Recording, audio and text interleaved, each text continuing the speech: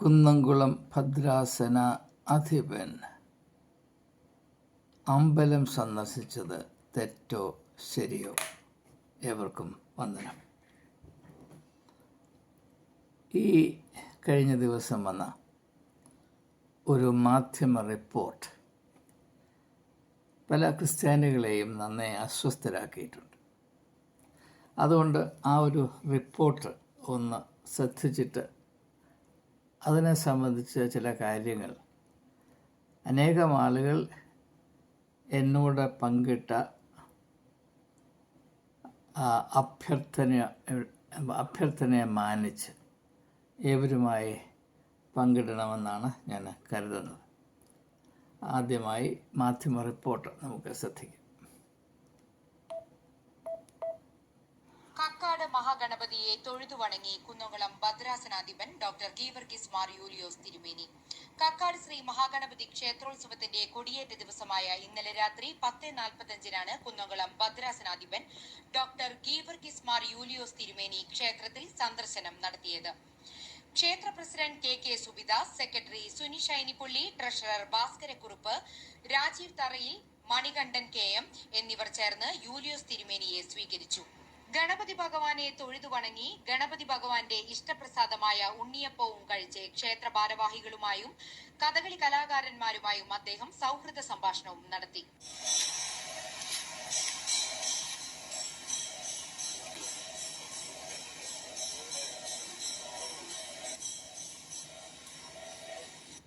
തുടർന്ന് ക്ഷേത്രോത്സവ വേദിയിൽ അരങ്ങേറിയിരുന്ന സന്താനഗോപാലം കഥകളിയും ആസ്വദിച്ചാണ് കുന്നംകുളത്തുകാരുടെ പ്രിയപ്പെട്ട യൂലിയോസ് തിരുമേനി മടങ്ങിയത്. റിപ്പോർട്ടിൽ മറ്റ് കാര്യങ്ങൾ പറയുന്നുണ്ട് എങ്കിലും തൽക്കാലം ഇത്രമാത്രം കണ്ടാൽ അല്ലെങ്കിൽ കേട്ടാൽ സംഭവത്തെപ്പറ്റി ഏതാണ്ട് ഒരു രൂപം നമുക്ക് പ്രാപിപ്പാൻ കഴിയും.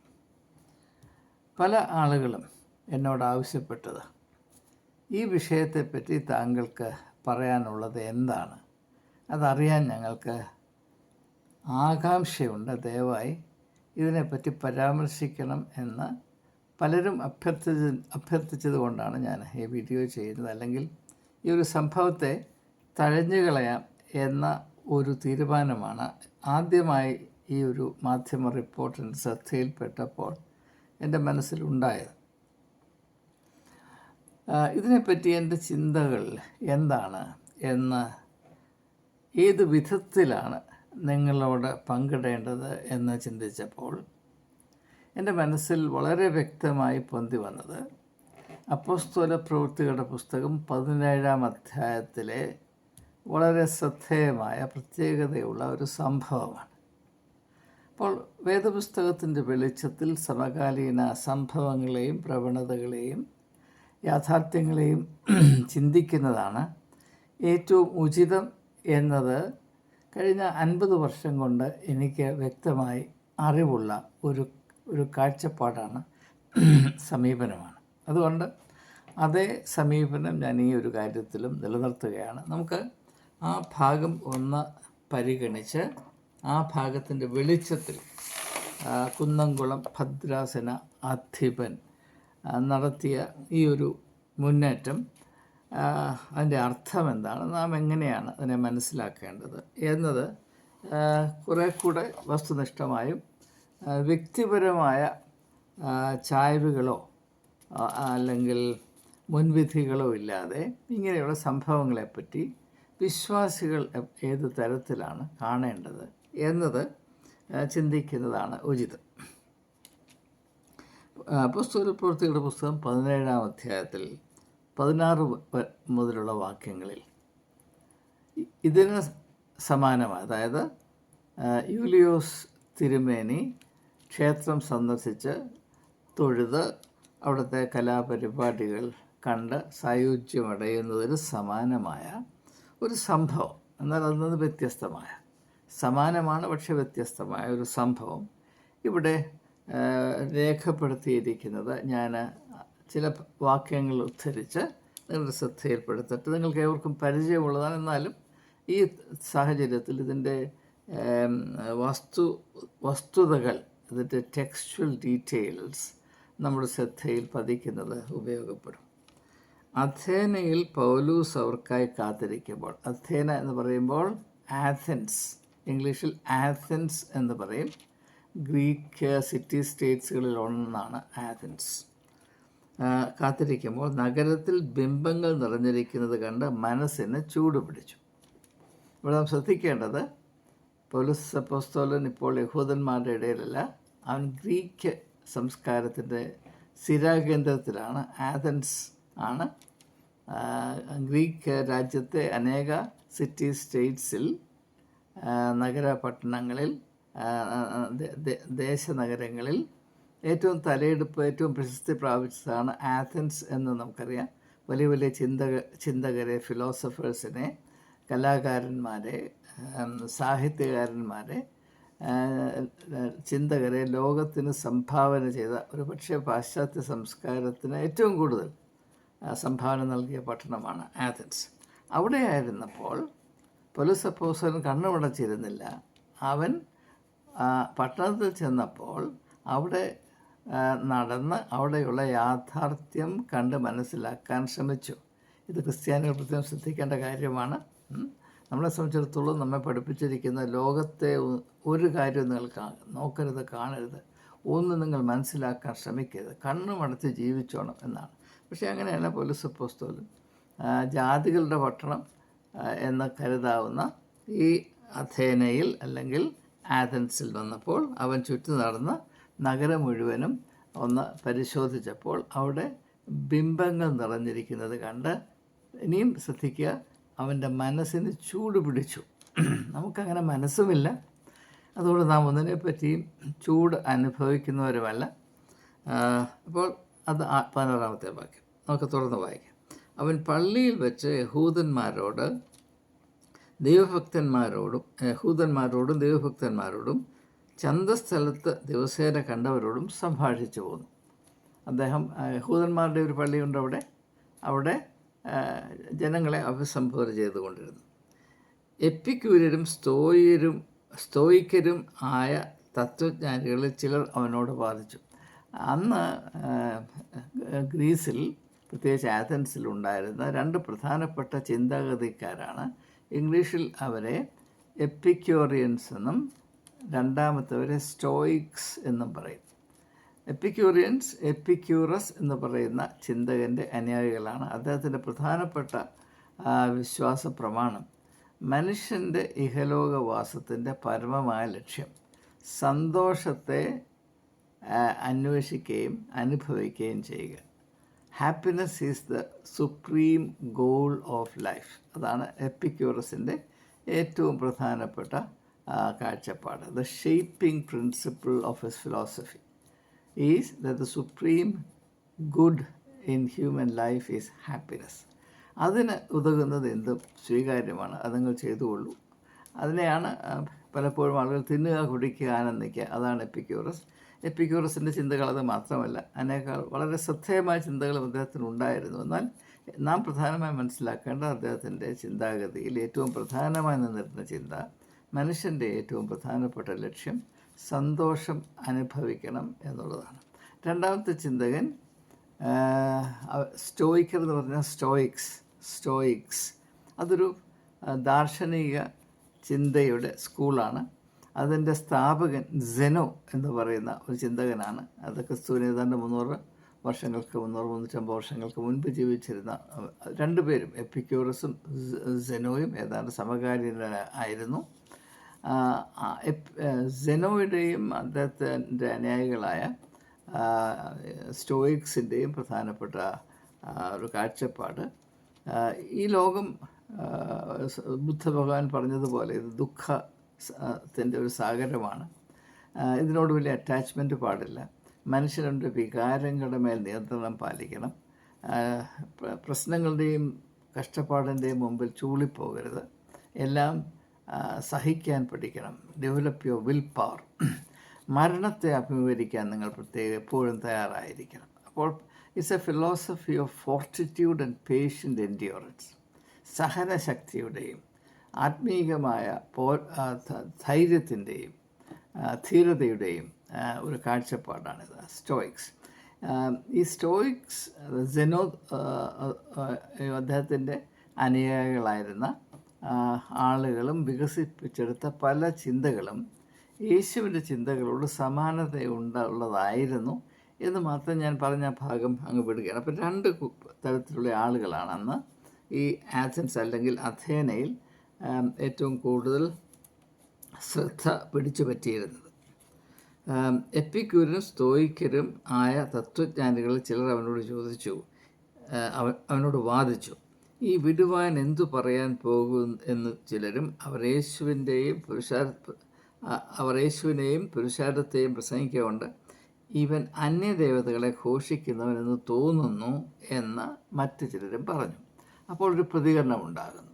ഇപ്പോൾ നമുക്കറിയാം, ആരെങ്കിലും നമ്മുടെ പട്ടണത്തിൽ വന്നാൽ, നമ്മുടെ അയൽപ്പക്കത്ത് വന്നാൽ, അല്ലെങ്കിൽ നമ്മുടെ പള്ളിയിൽ വന്നാൽ അവൻ പറയുന്നത് എന്താണ്, അവൻ ആരാണ് എന്നതിനെപ്പറ്റി നാം പ്രാപിച്ചിട്ടുള്ള വളരെ മിതമായ അറിവിൻ്റെ അടിസ്ഥാനത്തിൽ നാം ഒരു നിഗമനത്തിലെത്തും. അതിവിടെ സംഭവിച്ചു എന്ന് മാത്രം കരുതിയാൽ മതി. പിന്നെ അവനെ പിടിച്ച് അരയോപകുന്നിൽ കൊണ്ട് എറിയോപാഗസ്, ആഥൻസിലുണ്ടായിരുന്ന ഒരു സ്ഥലമാണ്, ഒരു ചെറിയ കുന്നാണ് ഈ എറിയോപാഗസ്. അരയോപക കുന്നെന്ന് പറഞ്ഞാൽ എറിയോപാഗസ്. അവിടെ ഒരു കൗൺസിലിൻ്റെ മീറ്റിംഗ് നടക്കുന്ന സ്ഥലമാണ്. ആ കൗൺസിലിൻ്റെ പ്രധാനപ്പെട്ട ചുമതല ആഥൻസിലെ മതപരവും വിദ്യാഭ്യാസപരവുമായ കാര്യങ്ങൾ കൈകാര്യം ചെയ്യുക എന്നുള്ളതായിരുന്നു. അപ്പോൾ അതുകൊണ്ട് ന്യായമായും ഈ പുതിയ മതപരമായ അറിവ് കൊണ്ടുവന്ന പൗലോസിനെ അവർ പിടിച്ച് എറിയോപാഗസ് എന്ന് പറയുന്ന ആ ഒരു കുന്നിന്മേൽ കൊണ്ടുചെന്ന് അവിടെ മീറ്റിംഗ് നടത്തുന്ന സ്ഥലമാണ് എന്ന് ഞാൻ പറഞ്ഞു. അവിടെ കൊണ്ടുപോയി കൊണ്ടുചെന്ന്, നീ പ്രസ്താവിക്കുന്ന ഈ നവീനോപദേശം എന്ത്? ഇത് ഞങ്ങൾക്ക് അറിയാമോ? നീ പറയുന്ന കാര്യം ഞങ്ങൾക്കും കൂടെ സ്വീകാര്യമാകാമോ? ഞങ്ങളെ പറഞ്ഞ് മനസ്സിലാക്കാമോ? 20-ാം വാക്യം, നീ ചില അപൂർവ ദൈവങ്ങളെ ഞങ്ങളുടെ ചെവിയിൽ കടത്തുന്നുവല്ലോ, അതെന്ത് എന്നറിയുവാൻ ഞങ്ങൾ ആഗ്രഹിക്കുന്നു. അപ്പോൾ പൗലോസ് അപ്പോസ്തലൻ ആഥൻസിൽ പോയത് ടൂറിസ്റ്റായിട്ട് പോയതല്ല. നമ്മളിപ്പോൾ ക്രിസ്ത്യാനികൾ ഹോളി ലാൻഡിൽ പോകുന്നത് ഹോളി ടൂറിസമാണ്. അതുപോലെയല്ല അദ്ദേഹം പോയത്. ഒരു ദൗത്യത്തോടുകൂടെ അദ്ദേഹം പോയി. അതുകൊണ്ട് അതേ വിധത്തിൽ അദ്ദേഹം ആ പട്ടണത്തെ അനുഭവിച്ചു. അതിൻ്റെ ഫലമായി പട്ടണം ഒരു പ്രത്യേകതയോടുകൂടി അദ്ദേഹത്തോട് പ്രതിപാദിച്ചു. തൽഫലമായി ചില അവസരങ്ങൾ തുറക്കപ്പെട്ടു. എന്നാൽ അഥേനക്കാരൊക്കെയും അവിടെ വന്ന് പാർക്കുന്ന പരദേശികളും വല്ല പുതുമയും പറയുകയോ കേൾക്കുകയോ ചെയ്യുവാനല്ലാതെ മറ്റൊന്നിനും അവസരം ഉണ്ടായിരുന്നില്ല. അന്നത്തെ കാലത്ത്, പ്രത്യേകിച്ച് ഇന്നും സാംസ്കാരികമായ അല്പം തലയെടുപ്പുള്ളവർ എന്ന് പറഞ്ഞാൽ അവർക്ക് സത്യം അറിയണമെന്നില്ല, അവർക്ക് പുതുമയുള്ള കാര്യങ്ങൾ കേൾക്കണം. അത് കാതിനിമ്പമുള്ളത് കേൾക്കുക, മനസ്സിൽ ഒന്നും തുടരണമെന്നില്ല. നമ്മൾ സുവിശേഷ പ്രഘോഷണങ്ങൾ, കൺവെൻഷൻ പ്രസംഗങ്ങളൊക്കെ കേൾക്കാൻ പോകുന്നത് മനസ്സിൽ എന്തെങ്കിലും തുടരണമെന്ന് വിചാരിച്ചിട്ടല്ല. ആരെങ്കിലും പുതുമയായിട്ട് വല്ലതും പറയുമോ എന്ന്.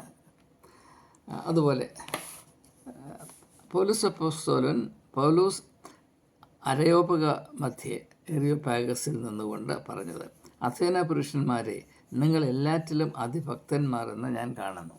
ഇവിടെ മനസ്സിലാക്കേണ്ട കാര്യം, പൗലോസ് അപ്പോസ്തലൻ അവിടെ കൂടിയിരുന്ന ആളുകളെ അഭിസംബോധന ചെയ്യുമ്പോൾ അവരെപ്പറ്റി ഒരു നല്ല കാര്യം പ്രത്യേകിച്ച് എടുത്ത് പറഞ്ഞിട്ടാണ് തൻ്റെ പ്രസംഗം ആരംഭിക്കുന്നത്. ക്രിസ്ത്യാനികളെ സംബന്ധിച്ചിടത്തോളം ഇന്ന് മറ്റുള്ളവരെ പറ്റി, അക്രൈസ്തവരെ പറ്റി ഒരു നന്മയും കാണരുത് എന്ന ഒരു വലിയ തത്വം നമ്മുടെ കയ്യിലുണ്ട്. പൗലോസ് അപ്പോസ്തലൻ അങ്ങനെ ആയിരുന്നില്ല. നിങ്ങൾ ഭക്തന്മാർ മാത്രമല്ല, നിങ്ങൾ അതിഭക്തന്മാരാണ്. നിങ്ങൾ യഥാർത്ഥത്തിൽ ആത്മാർത്ഥമായി സത്യദൈവത്തെ അന്വേഷിക്കുന്നവരാണ്. ഞാൻ ചുറ്റി നടന്ന് നിങ്ങളുടെ സ്ഥാനങ്ങളെ നോക്കുമ്പോൾ അജ്ഞാത ദേവന് എന്ന് എഴുതിയിട്ടുള്ള ഒരു വേദിക്കല്ല് കണ്ടു. ഞാൻ നിങ്ങളുടെ പട്ടണത്തിലൊക്കെ നടന്നു നോക്കിയപ്പോൾ എൻ്റെ ശ്രദ്ധ ഏറ്റവും ആകർഷിച്ചത് അജ്ഞാത ദേവന് വേണ്ടി നിങ്ങൾ മാറ്റിവെച്ചിരിക്കുന്ന ഒരു പൂജക്കല്ല്, an altar to the unknown God. ഇതിൻ്റെ പശ്ചാത്തലം എന്താണെന്ന് ചോദിച്ചാൽ, ഗ്രീസിലെ ആളുകൾക്ക്, ആഥൻസിലെ ആളുകൾക്ക് അവരുടേതായ ദൈവങ്ങൾ, അപ്പോൾ ഈ ദൈവങ്ങൾക്ക് പാർക്കാനായി അല്ലെങ്കിൽ ദൈവങ്ങൾ വസിക്കുന്നു എന്ന് അവർ വിചാരിച്ചിരുന്ന ഒരു സ്ഥലമുണ്ട്. അതിന് പാൻതിയൻ എന്നാണ് പറയുന്നത്. പാൻതിയൻ എന്ന് പറഞ്ഞാൽ a place where gods reside.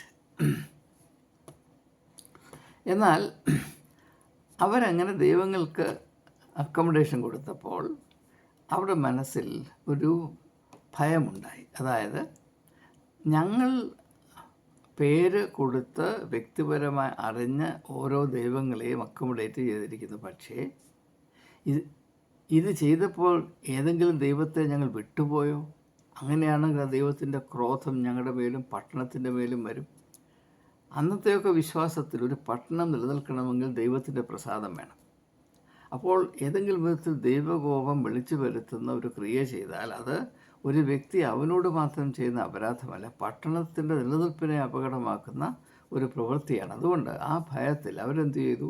അവർ ഞങ്ങൾ ആരെയെങ്കിലും അബദ്ധത്തിൽ വിട്ടുപോയെങ്കിൽ ആ ദൈവം ഞങ്ങളോട് കോപിക്കേണ്ട, ആ ദൈവത്തിന് വേണ്ടി എന്നാ പിടിച്ചു എന്ന് പറഞ്ഞൊരു വേദിക്കല്ല് അവിടെ വെച്ചു. an altar to the unknown God. അതാണ് എഴുതിയിട്ടുള്ള വേദിക്കല്ല് കണ്ടു. എന്നാൽ നിങ്ങൾ അറിയാതെ പൂജിക്കുന്നത് തന്നെ ഞാൻ നിങ്ങളോട് അറിയിക്കുന്നു. എനിക്ക് നിങ്ങളോട് ഒരു കാര്യം പറയാനുണ്ട്. നിങ്ങൾ അജ്ഞാത ദേവന് എന്ന് പറഞ്ഞ് മാറ്റിവെച്ചിരിക്കുന്ന ആ പൂജക്കല്ല്, നിങ്ങൾ അജ്ഞാത ദേവനെ ആരാധിക്കുന്നു. നിങ്ങളറിയാത്ത ആ ദേവനെ പറ്റി നിങ്ങളെ അറിയിക്കാനാണ് ഞാൻ വന്നത്. ഇത് വാസ്തവത്തിൽ തുറന്ന് വായിക്കേണ്ടതാണ്, പക്ഷേ സമയം ദീർഘിപ്പിക്കാൻ സാധ്യമല്ലാത്തത് കൊണ്ട് ശ്രോതാക്കളുടെ ക്ഷമ അധികം പരീക്ഷിക്കേണ്ട എന്നതുകൊണ്ട് ഞാൻ ഈ ഭാഗം തൽക്കാലം മുന്നോട്ട് വായിക്കാൻ ഉദ്ദേശിക്കുന്നില്ല. എനിക്ക് പ്രധാനമായിട്ടും പറയാനുള്ളത്, പൗലോസ് അപ്പോസ്തലൻ അഥീന അല്ലെങ്കിൽ ആഥൻസിൽ ചെന്നപ്പോൾ അവരുടെ അമ്പലങ്ങൾ സന്ദർശിച്ചു, അവരുടെ ബിംബങ്ങളെ ശ്രദ്ധിച്ചു. അവിടെ അജ്ഞാതദേവന് എന്ന് പറഞ്ഞ് മാറ്റിവെച്ചിരുന്ന ഒരു വേദിക്കല്ല് അദ്ദേഹത്തിൻ്റെ ശ്രദ്ധയിൽപ്പെട്ടു. അപ്പോൾ മറ്റൊരു വിശ്വാസ പാരമ്പര്യത്തിൽ കഴിയുന്ന ജനതയുടെ ആരാധനാലയത്തിൽ പോകുന്നത് അതിൽ തന്നെ ഏതെങ്കിലും വിധത്തിൽ തെറ്റാണ് എന്ന് പൗലോസ് അപ്പോസ്തലൻ കരുതിയില്ല. അത് വളരെ വ്യക്തമാണ്. പക്ഷേ അമ്പലത്തിൽ പോയോ ഇല്ലയോ എന്നതല്ല പ്രശ്നം. അമ്പലത്തിൽ പോയാലും പോയില്ലെങ്കിലും അതിനകത്തൊരു കാര്യവുമില്ല. അമ്പലത്തിൽ പോകുന്നതും പോകാതിരിക്കുന്നതും ഒന്നാണ്.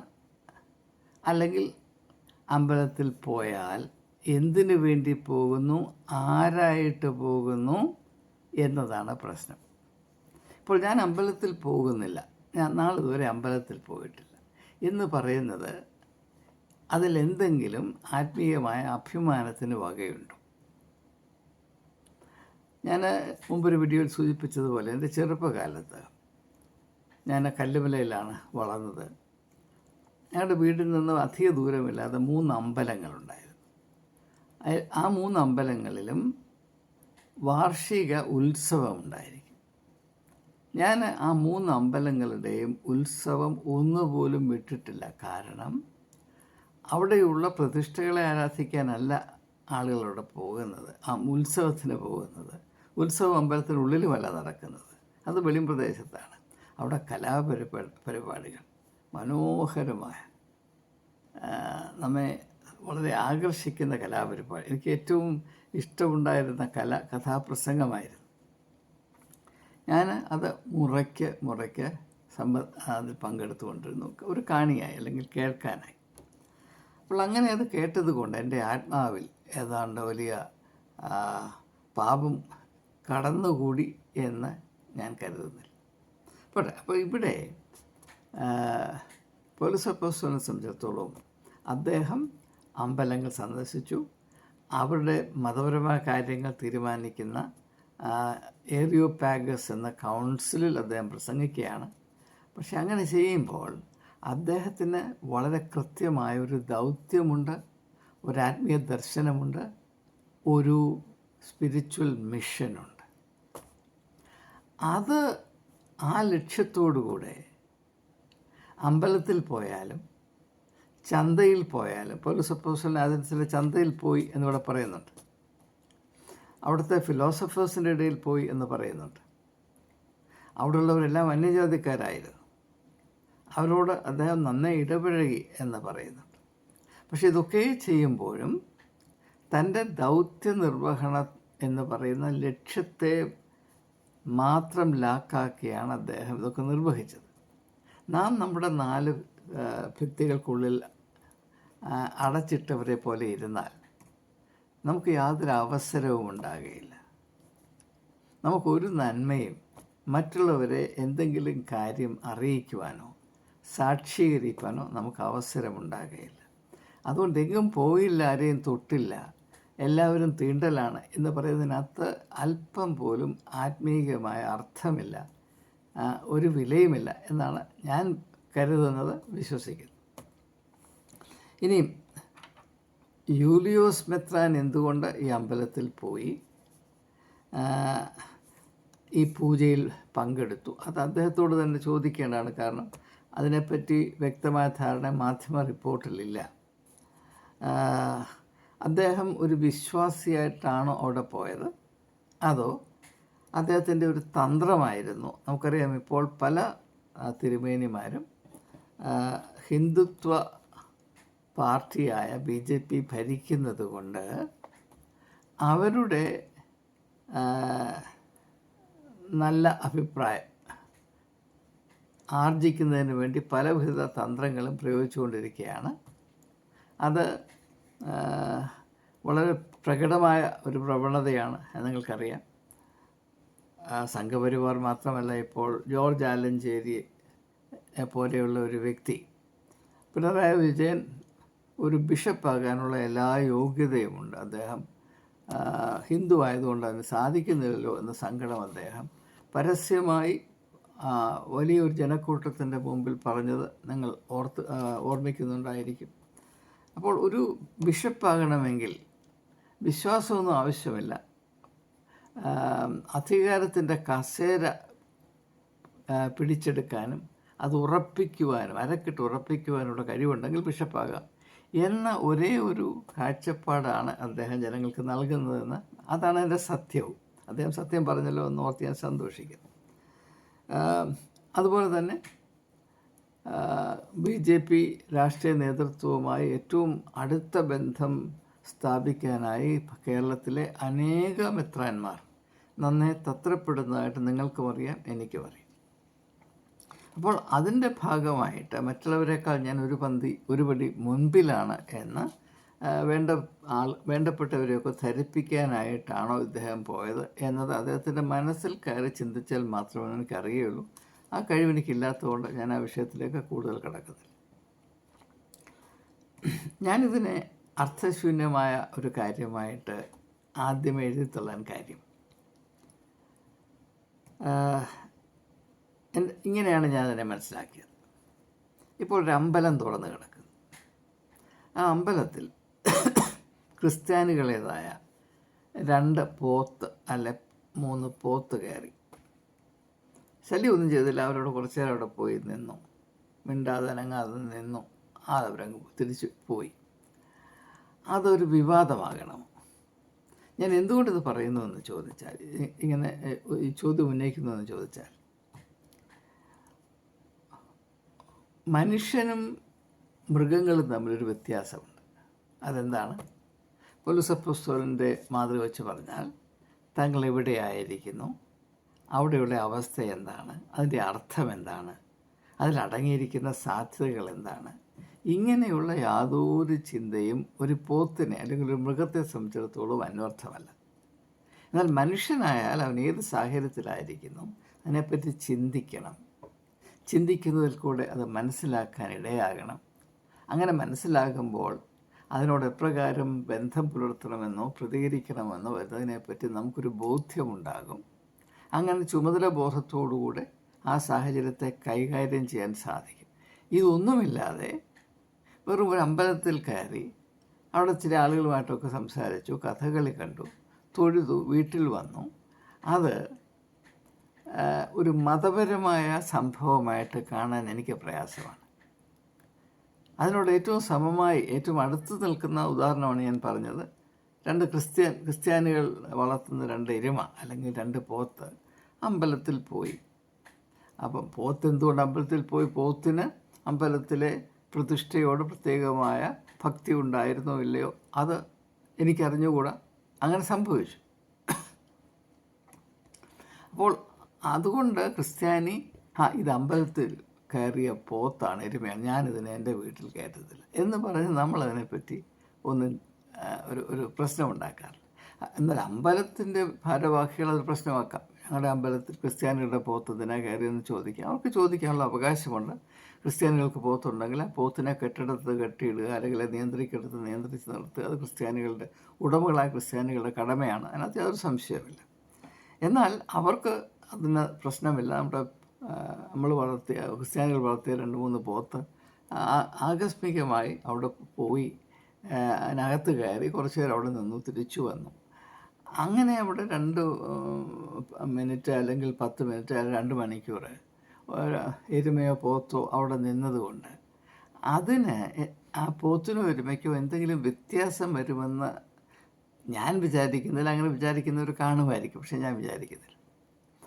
കാരണം ആ സാഹചര്യത്തിൻ്റെ അല്ലെങ്കിൽ ആ അമ്പലത്തിൻ്റെ പ്രത്യേകതകൾ മനസ്സിലാക്കാനോ അവിടെ നടക്കുന്ന ആരാധന എന്താണെന്ന് അറിയുവാനോ ആ ആരാധനയിൽ പങ്കെടുക്കുന്ന ആളുടെ ഭക്തി എന്താണെന്ന് അറിയുവാനോ, അപ്പോൾ അവിടെ കഥകളി നടക്കുന്നെങ്കിൽ ആ കഥകളിയുടെ കഥ എന്താണ്, കളി എന്താണ് എന്നറിയുവാനോ ഈ പോത്തിനെ സംബന്ധിച്ചിടത്തോളം കഴിയുകയില്ല. കാരണം അതിന് ബോധമില്ല.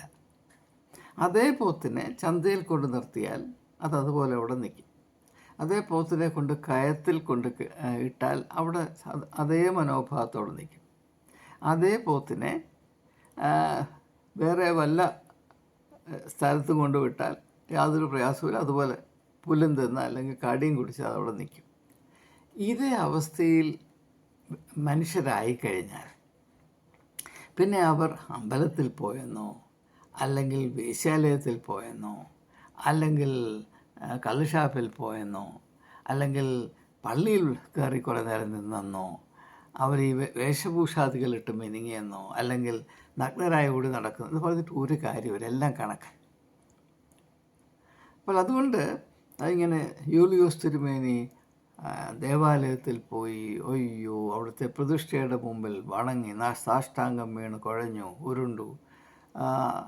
എന്നാൽ ഇത്ര വലിയ ശരീരഭാരമുള്ളൊരു മനുഷ്യൻ വണങ്ങിക്കഴിയുമ്പോൾ മൂക്കുകുത്തി വീഴാതിരുന്നല്ലോ, ഹല്ലേലൂയ എന്നാണ് നമ്മൾ പറയേണ്ടത്. പക്ഷെ അങ്ങനെയല്ല. അങ്ങനെ പോയി അവിടെ പോയി ഇത് പോയി. ഞാൻ പറയുന്നതിനകത്ത് ഒരു പ്രശ്നമില്ല. കാരണം അദ്ദേഹം അമ്പലത്തിൽ പോയതും അവിടെ വണങ്ങിയതും തൊഴുതതും കഥകളി കണ്ടതും ഒന്നും ഇത് അദ്ദേഹത്തെ ബാധിച്ചിട്ടുള്ള കാര്യമല്ല. അതിലെന്തെങ്കിലും പ്രത്യേകതയുണ്ടെന്ന് വിചാരിച്ചുമല്ല അദ്ദേഹം പോയത്. ആകസ്മികമായിട്ട് അവിടെ പോയി. അത് കഴിഞ്ഞ് അദ്ദേഹം എന്നാൽ എനിക്കെല്ലാവരോടും പ്രത്യേകമായിട്ട് പറയാനുള്ളത്, നമ്മൾ ക്രിസ്ത്യാനികൾ അല്ലെങ്കിൽ വിശ്വാസികൾ എന്ന് പറയുന്ന ആളുകൾ ഹിന്ദുക്കളുടെ ദൈവങ്ങളെ വണങ്ങിയില്ല, മുസ്ലിങ്ങളുടെ പള്ളികളിൽ പോയില്ല, അല്ലെങ്കിൽ ബൗദ്ധമതക്കാരുടെ ഗ്രന്ഥങ്ങൾ വായിച്ചില്ല എന്ന് പറഞ്ഞതിനകത്ത് ഒരു നന്മയുമില്ല. നമ്മുടെ അഭിമാനം എന്തായിരിക്കണം? നമ്മുടെ വിശ്വാസത്തിൻ്റെ ബ്രഹ്മാണ്ഡം എന്ന് പറയുന്ന യേശുവിൻ്റെ പഠിപ്പീരുകൾ, യേശുവിൻ്റെ ആത്മീയമായ ദർശനം, അതിൻ്റെ അവതരണമായ ദൈവരാജ്യം, ആ ദൈവരാജ്യത്തിൻ്റെ സംസ്കാരം, the culture of the kingdom of God, ആ ദൈവരാജ്യത്തിൻ്റെ പൗരത്വം ഉള്ള ആളുകൾ പാലിക്കേണ്ട ആത്മീയ സംസ്കാരം, അവരുടെ വ്യക്തിത്വം, ഇതൊക്കെ എന്താണ് എന്ന് വളരെ താല്പര്യത്തോടെ അന്വേഷിച്ച് മനസ്സിലാക്കി അതിനനുസരിച്ച് ജീവിക്കുവാൻ താല്പര്യപ്പെടുക എന്നതിലാണ് നാം അഭിമാനം കാണേണ്ടത്. അല്ലാതെ അമ്പലത്തിൽ ഞാൻ പോയില്ല, യൂലിയോസ് പോയി, ഞാൻ പോയില്ല, ഞാനതുകൊണ്ട് സ്വർഗത്തിൽ പോകും എന്ന് പറയുന്നതിനകത്ത് ഒരു കഴമ്പുമില്ല എന്നാണ് ഞാൻ വിശ്വസിക്കുന്നത്. കാരണം എന്താണ്? യേശു വളരെ വ്യക്തമായി വെളിപ്പെടുത്തിയിട്ടുള്ള ഒരു മർമ്മമുണ്ട്. അതായത് ദൈവരാജ്യത്തിൻ്റെ മാനദണ്ഡം അത് നിഷേധാത്മകമല്ല, സകാരാത്മകമാണ്. It is not negative, it is positive. ഇപ്പോൾ ലാസറിൻ്റെയും ധനവാൻ്റെയും ഉപമയിൽ ധനവാൻ ലാസറിനെ ശല്യപ്പെടുത്തിയില്ല, ഒരു തിന്മയും ചെയ്തില്ല, പക്ഷെ ചെയ്യേണ്ട നന്മ ചെയ്തില്ല, അതുകൊണ്ട് അവൻ നരകത്തിൽ പോയി എന്നാണ് യേശു ചിത്രീകരിക്കുന്നത്. അതുകൊണ്ട് നാം അമ്പലത്തിൽ പോയില്ല എന്ന് പറഞ്ഞുകൊണ്ട് ഒരു ഗുണവുമില്ല, ഒരു മേന്മയുമില്ല. അതുകൊണ്ട് നാം നല്ല ക്രിസ്ത്യാനികളാണെന്ന് തെളിയുന്നുമില്ല. യേശുവിൻ്റെ വെളിച്ചം നമ്മുടെ വ്യക്തിത്വത്തിൽ കൂടെ ലോകത്തിന് അനുഭവമായി തീരുന്നുണ്ടോ? ഇല്ലെങ്കിൽ പിന്നെ നീ അമ്പലത്തിൽ പോയാലെന്ത്, ചന്തയിൽ പോയാലെന്ത്, റെഡ് ലൈറ്റ് ഏറിയയിൽ പോയാലെന്ത്, ചന്ദ്രനിൽ പോയാലെന്ത്, ഒരു വ്യത്യാസമില്ല. ഇതാണ് എൻ്റെ കാഴ്ചപ്പാട്. അതുകൊണ്ട് അനാവശ്യമായ വിവാദങ്ങളിൽപ്പെട്ട് സമയം കളയുന്നു, അല്ലെങ്കിൽ തലച്ചോർപ്പുണ്ടാക്കുന്നതിന് പകരം സത്യത്തിൻ്റെയും നീതിയുടെയും നിത്യജീവൻ്റെയും വെളിച്ചമായ യേശു എന്ന ഈ വലിയ ആത്മീയ മാർഗത്തിൽ സഞ്ചരിപ്പാൻ, അങ്ങനെ സഞ്ചരിക്കുന്നത് കൊണ്ട് നാം എത്തേണ്ടിടത്ത് എത്തിച്ചേരുവാൻ ഇടയാകത്തക്ക വിധത്തിൽ ജീവിതത്തെ ക്രമീകരിപ്പാൻ നാം ഏവരും ശ്രമിക്കണം, കരുതണമെന്ന് മാത്രമേ ഈ കാലത്ത്, വളരെയേറെ ക്ലേശവും പ്രയാസവും അന്ധകാരവും മുറ്റി നിൽക്കുന്ന കാലത്ത് എനിക്ക് ഏവരോടും പറയാനുള്ളൂ. എന്നോട് ഈ വിഷയത്തെപ്പറ്റി അഭിപ്രായം പ്രകടിപ്പിക്കുവാൻ ആവശ്യപ്പെട്ട എല്ലാവരോടുമുള്ള എൻ്റെ ബഹുമാനവും നന്ദിയും അറിയിക്കുന്നു. നിങ്ങളുടെ പ്രതീക്ഷയ്ക്കൊത്ത് ചിന്തിക്കുവാൻ എനിക്ക് കഴിഞ്ഞോ ഇല്ലയോ എന്ന് എനിക്കറിയില്ല. പക്ഷേ എൻ്റെ ആകെപ്പാടെയുള്ള കരുതൽ, ഞാൻ ഉള്ളിൽ വിശ്വസിക്കുന്നത് എന്താണ് അതിന് മായം ചേർക്കാതെ, ആരോടും ഭയമോ ആരോടും വെറുപ്പോ ഇല്ലാതെ ഉള്ള കാര്യം അതുപോലെ പറയുക. ഇതാണ് എൻ്റെ നിലപാട്. അത് തെറ്റാണോ ശരിയാണോ എന്ന് കുറ്റം വിധിക്കാൻ നിങ്ങൾക്ക് അവകാശമുണ്ട്. പക്ഷേ എന്തായാലും നമ്മുടെ തുടർന്നുള്ള പരസ്പര സഹകരണത്തിലുള്ള മുൻപോട്ടുള്ള ഈ തീർത്ഥയാത്രയിൽ അതിന് ഭംഗം വരാതിരിക്കത്തക്കവണ്ണം അഭിപ്രായങ്ങൾക്ക് അതീതമായി നിൽക്കുന്ന ദൈവസ്നേഹം നമ്മെ ഒരു ജനമായി കാത്തു സൂക്ഷിക്കുകയും നമ്മുടെ പരസ്പര സ്നേഹത്തിൽ കൂടുതൽ ആത്മീയമായ ഫലപുഷ്ടി ഉണ്ടാക്കുകയും ചെയ്യട്ടെ എന്ന് പ്രാർത്ഥിച്ചുകൊണ്ട് വാക്കുകൾ ഉപസംഹരിക്കുന്നു. ഏവർക്കും നമസ്കാരം.